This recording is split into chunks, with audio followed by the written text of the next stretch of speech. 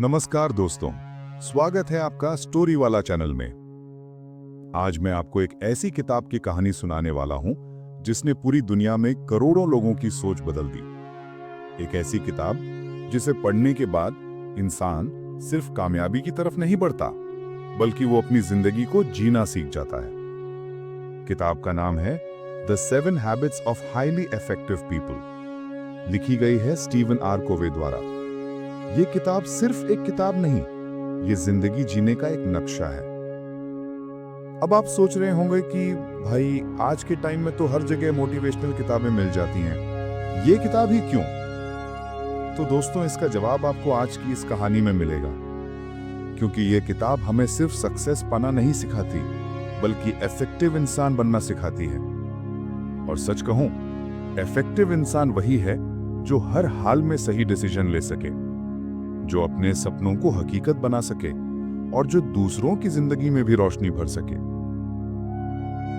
दोस्तों, जरा सोचिए, क्या आपने कभी महसूस किया है कि हम में से ज्यादातर लोग दिन रात मेहनत तो करते हैं, लेकिन मंजिल तक नहीं पहुंच पाते। हम सुबह से शाम तक भागते रहते हैं, लेकिन दिल के अंदर हमेशा खालीपन रहता है। आज के टाइम में हम टेक्नोलॉजी से घिरे हुए हैं। सोशल मीडिया हमें हर पल बंधक बनाए रखता है। हम फोकस करना चाहते हैं, लेकिन व्हाट्सएप नोटिफिकेशन हमें खींच ले जाता है। हम सपने पूरे करना चाहते हैं, लेकिन डर, आलस और दूसरों की राय हमें रोक लेती है। ऐसे में सवाल उठता है कि आखिर वो कौन सी आदतें हैं जो इंसान को दूसरों से अलग करती हैं? क्यों कुछ लोग अपने नाम को इतिहास में दर्ज करा देते हैं और कुछ लोग भीड़ में गुम हो जाते हैं?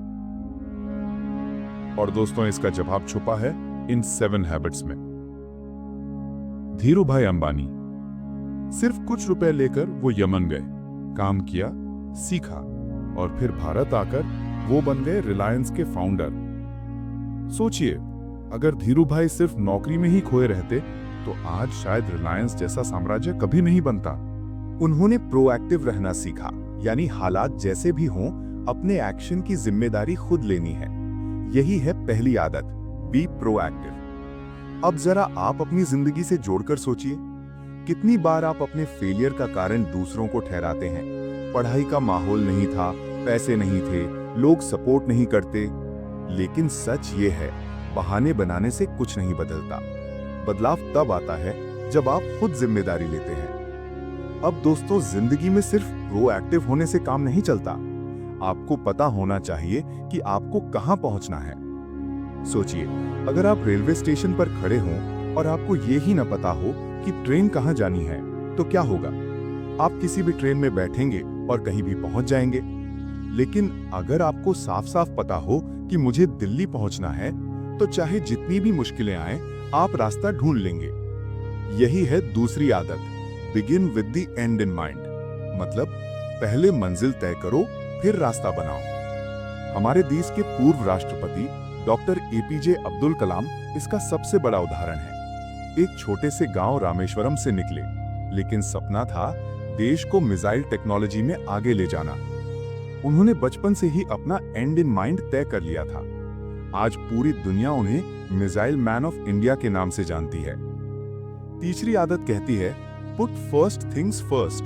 मतलब जो चीज सबसे जरूरी है उसे पहले करना सीखो। आजकल हम क्या करते हैं? सबसे पहले फोन उठाते हैं, फिर सोशल मीडिया चेक करते हैं और फिर सोचते हैं आज टाइम नहीं मिला। असल में टाइम सबके पास बराबर होता है, 24 घंटे। फर्क बस इतना है कि कुछ लोग पहले जरूरी चीजों को प्राथमिकता देते हैं। जैसे रतन टाटा, उनका पूरा जीवन इस आदत का उदाहरण है। उन्होंने पहले देश और समाज के लिए सही काम करने को चुना, पैसा तो उसके बाद खुद ब खुद आता गया। इसलिए आज लोग उन्हें सिर्फ एक बिजनेस टाइकून नहीं, बल्कि एक विजनरी मानते हैं। अब दोस्तों, अगली आदत है थिंक विन विन। मतलब हर रिश्ते में जीत हार का खेल मत खेलो। ऐसा सोचो कि दोनों तरफ जीत हो। हम अक्सर रिश्तों में, बिजनेस में, दोस्ती में ये भूल जाते हैं कि अगर सामने वाला हारेगा तो मैं जीतूंगा। लेकिन असली जीत तब होती है जब दोनों का फायदा हो। इसका उदाहरण है महात्मा गांधी।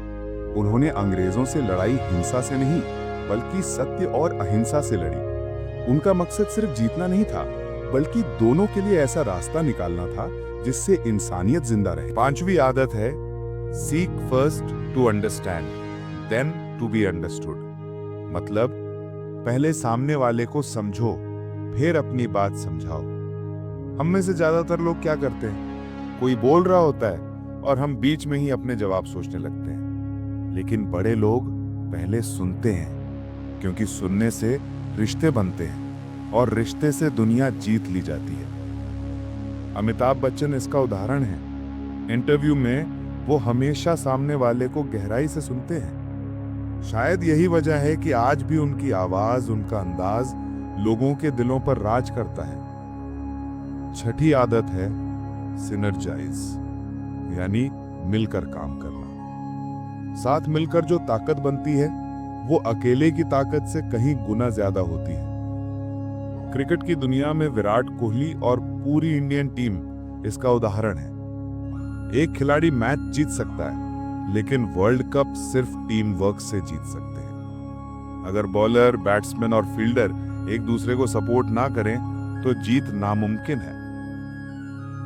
और दोस्तों, आखिरी आदत है शार्पन द सॉ, मतलब खुद को लगातार बेहतर बनाना। अगर लकड़हारा अपनी कुल्हाड़ी को तेज नहीं करेगा तो चाहे कितनी भी ताकत लगाए, पेड़ नहीं कटेगा। आज के टाइम में ये आदत और भी जरूरी है, क्योंकि दुनिया इतनी तेजी से बदल रही है कि अगर आप रोज सीखते नहीं हैं तो पीछे छूट जाएंगे। नए नए स्किल्स सीखिए, किताबें पढ़िए, हेल्थ पर ध्यान दीजिए, तभी आप लाइफ में लंबे समय तक इफेक्टिव रह पाएंगे। तो दोस्तों, ये थी हाईली इफेक्टिव पीपल की 7 हैबिट्स।